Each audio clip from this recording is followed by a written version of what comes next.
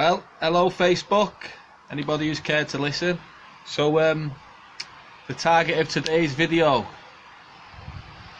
the infamous Tommy Robinson, now apparently organising a march for the 11th to take place, and this march should be against Islamic hate. Understandably, this man's got a huge following at the minute. Understandably, he's touching on issues that's close to many of our hearts, because we're all affected by these latest events.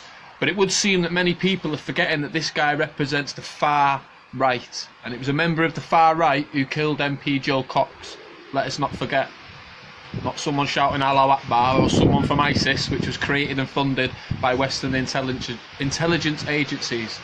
So I'm going to keep this short and sweet, and the way I see it is this: the Manchester attack.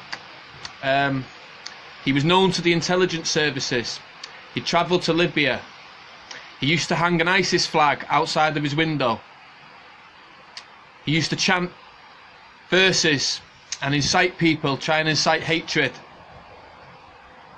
His dad was a paid mercenary to overthrow Gaddafi, and when they failed initially in the 90s, his dad sought refuge, political asylum. Our country granted it to him. Then when the revolution kicked off again in 2012 and the NATO bombing and the overthrow of Gaddafi, his dad went over, so did that guy. So fundamentally, we were attacked by someone who we trained and funded his dad to overthrow, someone who was a dictator, a regime that supported terror. But it would seem that the very person who we paid and trained to overthrow the dictator, Gaddafi, well, his son has come back to then blow us up, and his son was allowed to travel to Libya, you know, and go to Syria. So the intelligence agencies have failed. Once again, this individual was known to the intelligence agencies. Nothing was done about it. Children were killed. We were attacked. This latest one in London, known to the intelligence agencies. Salman Abedi as well, from the Manchester attack. He was even kicked out of his local mosque. Reported by Muslims in his community to the intelligence agencies. Nothing happened. A bit like the London attack now. One of them was known to security services for trying to radicalise children. Nothing has happened. One of them was even on a documentary programme, The Jihadi Next Door, where he's walking around reciting hateful speech. You know, there's nothing Islamic about that, preaching the killing and slaughter of innocent individuals. There's nothing Islamic about that. They're not Muslims. They're hiding behind religion, you know, and people are falling for it. But my point is they were known to the intelligence services, the attackers of the London and Manchester. So the intelligence services have failed us. They were reported to the police by Muslims. So it's not that there's Islam hates us, it's that the establishment, for one reason or another, is allowing this to happen through their own failings. I myself and others would also argue that it's like the establishment's doing it on purpose. But you know, I guess that's a whole nother conversation.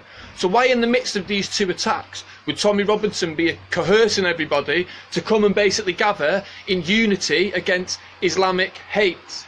It's not so much Islamic hate, surely it's the failings of the establishment to protect us. People from within the Muslim community, the community that Tommy Robinson tries to vilify, they reported attackers from the London attack and the Manchester attack, but nothing was done. See, this man some of the stuff he talks about, it makes sense. I get why people want to listen to Muslims who've been convicted. He talks about crimes of people who are Muslim. What about all the white people? What about all the Christians? What about all the paedophiles in the regime within this country? He doesn't mention them. He doesn't mention any of them. He doesn't mention any of the failure of this government to basically investigate white people for child sexual crimes and sexual exploitation. But he'll happily sit there and tell us that, oh, Muslims have done this, Muslims have done that, because the guy's got a hidden agenda. There is evil people within every part of society, but we don't generalise that whole part. Many Muslims live in peace in this country. Many of them live with our way of life. They identify themselves as British Muslims. They don't all run around shouting death to white people, let's chop their heads off. That's not how it is, but this Tommy Robinson is portraying that image. He's playing on people's fears. It seems that people are forgetting the government's failings and just falling back to the fears. Well, it must be Muslims, it must be Muslim.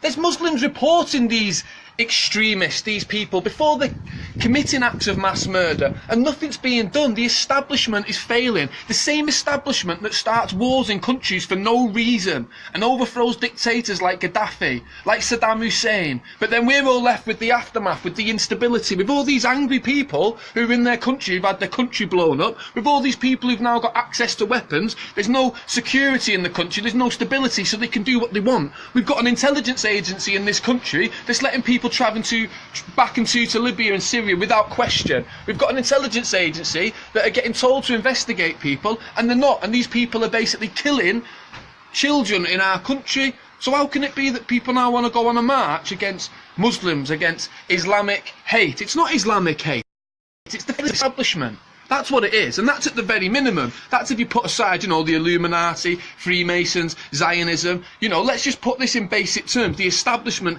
is failing us. The establishment is the problem. It's not Muslims. Many, many Muslims live amongst us in peace, in harmony, but our fears are being played upon. We're being deceived once again. It's easy why this guy does get the attention that he gets, but why is he not mentioning the white sex offenders, the white nonces, the people who run this establishment, the people who run this government, child exploitation? They specialise in that, who cover up paedophilia, who support the likes of Jimmy Savile. Why is he not mentioning that?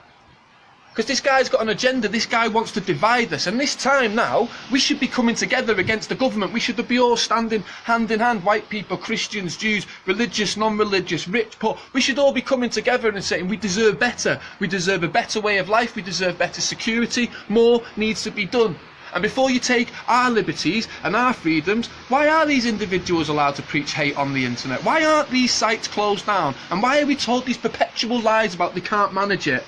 You can't even drop a piece of litter in town without getting identified and getting fined. Anyone who has a fight, you get caught through CCTV. Every time these terrorist attacks are happening, there's no CCTV, and people are forgetting that, because they seem too happy to go, well, it must be the Muzzies, bloody Muslims. Plenty of Muslims live here and don't do anything. Plenty of Muslims are treating victims of these bomb blasts. Plenty of Muslims are against ISIS. Plenty of Muslims have been killed by ISIS, but yet people still want to believe it's Muslims. Who's training ISIS? Who's giving them the weapons? Who's letting them travel all around the world? Now we've got ISIS, in almost every corner. They've swept across the globe more efficiently than any army. How could that possibly be? We need to start asking these questions, and fundamentally, without getting caught up into the opinions and the facts and the conspiracy, there's one basic principle amongst all this. It's the establishments that's failing us. It's the governments that are failing us. The same government that we pay money to with our taxes, the same government that we put into power to basically manage these affairs. They are failing systematically. They're destroying the infrastructure of this country. They're affecting all of us on many different levels. We're being left to live in fear. It's the government what's keeping this level of fear. It's not Muslims. And what this guy's going to do with this march is it's basically just going to be a majority of angry white people shouting racist slurs under the guise that Muslims are taking over. Anyone who stops us and goes against us, they're trying to stop our freedom of speech. If that guy had any decent bone in his body, what Tommy Robinson would be saying is, I deplore terrorists, I deplore people who want to kill other people in the name of any god for any reason whatsoever. But if you'll stand with me, I'll stand with you. So, despite my past and despite how I've been associated with the right, what I'm saying now is I accept people who live amongst us, other Muslims, people of other faiths, of other religions. And I'm not racist in any way. The people who want to live amongst us and the people who are against that, I'm with you. The people who I'm against are the people who want to commit the mass murders, and I'm also against the government because the government's failing us. This man's not saying that. This man's trying to generalise all Muslims. He's trying to cause hatred. He's trying to cause division. That's what's wrong with this country. There's loads of division. There's too many opinions floating around. There's too many little groups of this and little groups of that, and the number one thing is the government is failing us. The government is keeping us living in fear. The government facilitates these wars, not your everyday Joe in the middle of the street. We just have to deal with the aftermath of it all. We have to deal with basically people judging us on the actions of our government. Our government just basically declares, oh, we're going to go and invade there, you've got to go, and if you basically disagree with us, you're a terrorist sympathiser. It needs to stop. That's the type of thing we should be uniting against and rising up against. So what Tommy Robinson should be doing is encouraging everyone to come together with the mass following that he's got, and the public are looking to him for answers. I can't believe this guy has managed to get so much influence, and he's managed to come from so far from the right, and he's basically been used now to gather the thoughts and the minds of people in the middle who are starting to open up now, who are starting to ask questions, who are people who are sick to death of this happening because it shouldn't be happening. But it's the intelligence services that knew about these individuals. They were even allowed television programmes, the jihadi next door. No CCTV whenever these attacks happen whatsoever. The Manchester attack, we've still not seen it. You get a chemical attack in Syria, which is being bombed to rubble, absolutely nothing, no infrastructure whatsoever, but yet, oh, there's a chemical attack and people are there with camera phones, the Wi-Fi, the internet's all working, we can catch the whole thing, but yet we get terror attacks in London with no clear CCTV of that event happening, which it should do. We get the Manchester attack, no clear CCTV of that happening. That's not a conspiracy, that's fact. That's fact. That's nothing to do with tinfoil hat. That's nothing to do with loving Muslims and hating Muslims. When are you going to realise that the whole Muslim card is used to divide us? Do you like them? Do you not like them? Our anger and our frustration should be focused towards the government.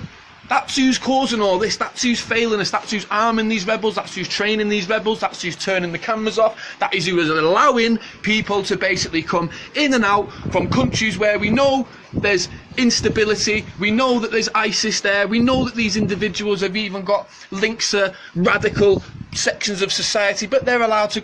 The failings are with the government. The hate and the fear is being spread by the government. They're the ones that allow these sites to come up. The government is the one that allows sites on Facebook of people basically encouraging child abuse, of people allowing it, of people glorifying it, of people talking in detail. And these groups get reported and nothing gets done about them. That's the world that we're living in. That's the government that allows that. The government is allowing these individuals space to basically spread this hate, to basically get into the minds of vulnerable individuals or people with mental health problems or people who are angry because their country's been blown up.